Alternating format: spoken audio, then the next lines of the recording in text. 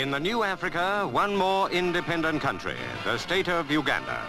At Entebbe Airport, Prime Minister Milton Obote and His Highness the Kabaka wait to greet the Britannia, which brings the Duke of Kent to represent the Queen at the independence celebration. And with the Duke, of course, his beautiful young Duchess. Lady Coutts, wife of the governor, greets the Duchess while the Duke shakes hands with the Kabaka. A formal occasion, but more than that, because Uganda is gaining its freedom without bitterness, at its own request, becoming an immediate member of the Commonwealth. So the traditional gestures have a real meaning of friendship.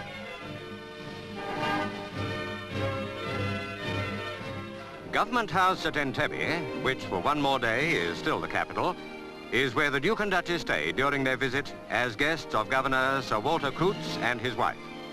After tomorrow, Kampala is the capital. This afternoon, the crowds are gathering at Entebbe Harbour for one of the big events of the day, a canoe regatta. Canoes from all along the coast and islands of Lake Victoria take part. Victoria, the third largest lake in the world, and the other lakes and rivers that connect with it, are the lifeblood of Uganda and of the 28 tribes that make up its people.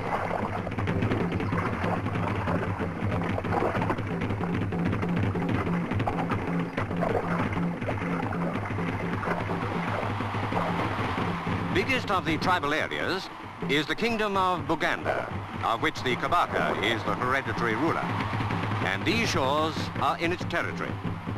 But in the crowd celebrating the independence that will be theirs at midnight tomorrow, you will find members of all the 28 tribes, for one of the first aims of the new state has been proclaimed as a commonwealth of interests, overriding old tribal divisions.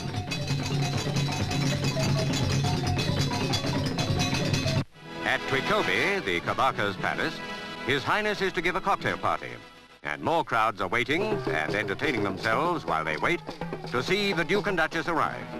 But first, the guard of honor.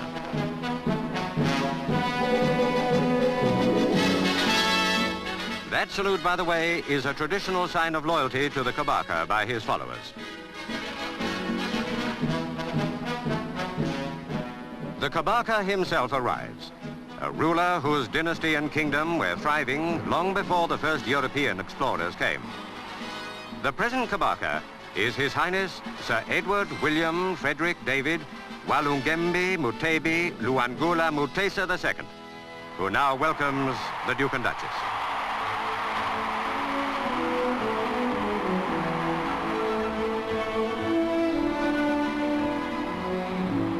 And now the Kabaka presents his ministers to the Duke and Duchess.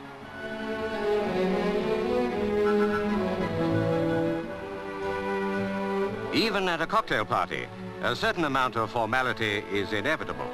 But the crowds in the streets have no such inhibitions. They've got a new independence to celebrate, and they celebrate it, pausing to greet their visitors as they go by.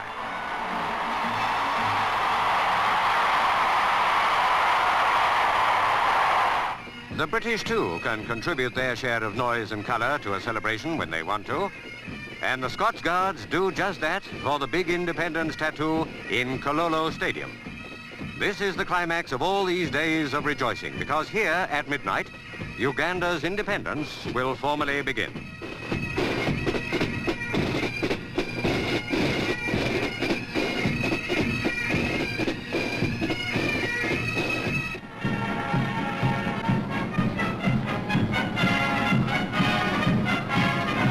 At midnight, Sergeant Major Sidney Small of Birmingham lowers the Union Jack that has flown in Uganda for nearly 70 years.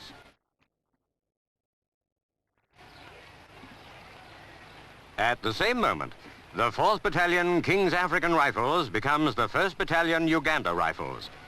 And to replace the Union Jack, the black, gold and red flag of the new young state, Uganda is born again, free and independent.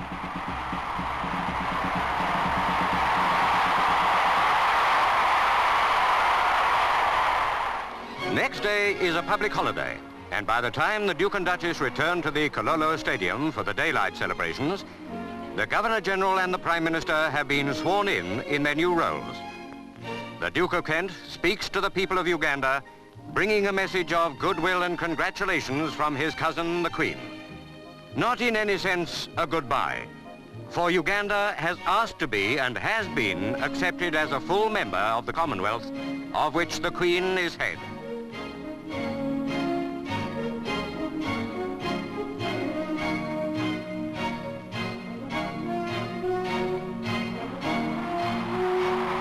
Next morning, the Duke and Duchess arrive at Parliament House for the state opening of Parliament.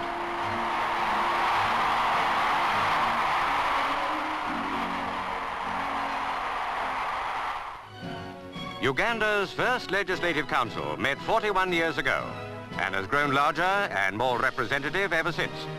From now on, its power is supreme. Good luck to a new country, a new member of the Commonwealth, a new member of the growing community of African peoples. Britain has come a long way with you and wishes you well.